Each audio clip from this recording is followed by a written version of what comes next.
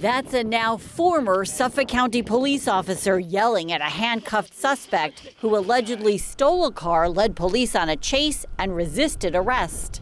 You may have seen the video before. The suspect, Christopher Cruz, claimed he was beaten by several Suffolk police officers while he was in handcuffs.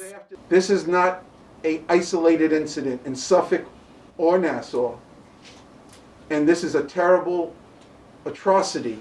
Cruz filed a federal civil rights case claiming he was targeted because he's Hispanic and that the assault is part of a pattern of discrimination by Suffolk police against Latino communities. The public knew from the start what had happened through the body cam footage. What the public did not know is how the Suffolk County Police Department handled internally the discipline of those officers. Now, for the first time, you'll hear how those allegations were investigated by the Internal Affairs Department and what happened to the officers involved.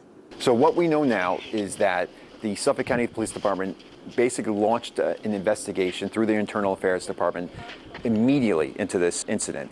And through the body cam footage, they were able to substantiate multiple charges of misconduct against several officers, two of whom are no longer working there. The 67-page Internal Affairs report was provided to Newsday in response to a Freedom of Information request to the Suffolk District Attorney's Office. According to the report, 7 officers committed 19 violations during the February 2021 incident. Some of those violations include use of excessive force, lying or making a false statement, use of unprofessional language or attitude. Suffolk police said they won't comment because of the pending litigation. The Suffolk PBA declined to comment. That was William Bubeck. He's one of the officers found to have used excessive force seen on the video, kicking Cruz 4 times. He was eventually fired and can no longer work as a police officer in New York State.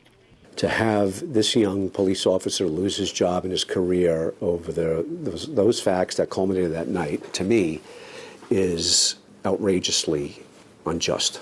Bubeck's attorney says it's important to look at everything that happened leading up to the incident.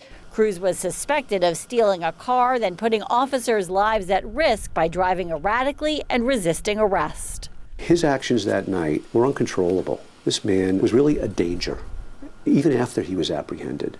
I'm all for holding police to a high standard. I am all for civil rights of our citizens. But this case here, I'm sorry, Christopher Cruz, in my opinion, was treated the way he deserved to be treated. And there was nothing excessive or unreasonable about it.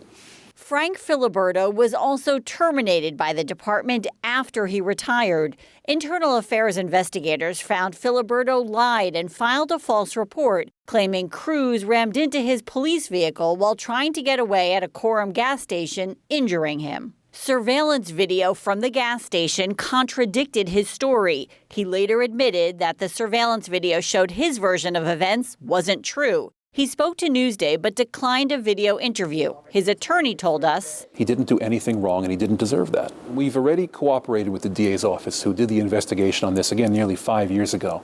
And they certainly, I don't believe, saw any wrongdoing on behalf of Frank Filiberto. Didn't charge him with anything, making false statements or misrepresenting anything. This was presented to the grand jury. Frank cooperated. They saw the video. They heard from Frank.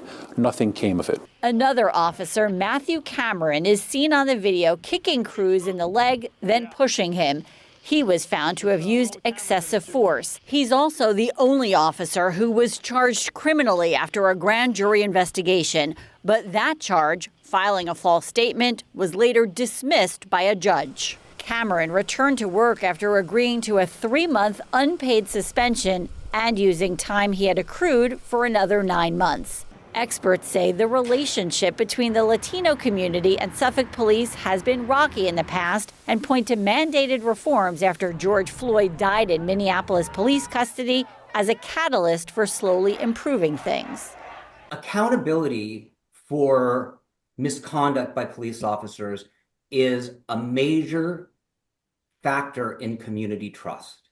People will not trust the police if they do not believe that the police are going to be held accountable. This is an anomaly, in my view. Cruz's attorney, Fred Brewington, admits this time a few officers were held accountable, but he's not convinced the department is doing enough. Do I think it's gotten better?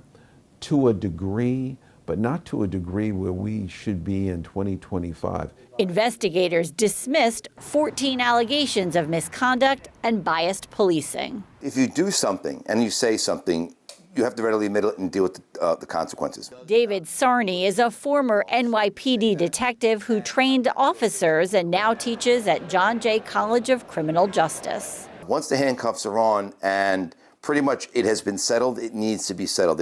You can't have any what's called extracurricular activity involved in that. You know, the arrest is made, you caught the person red-handed based on probable cause.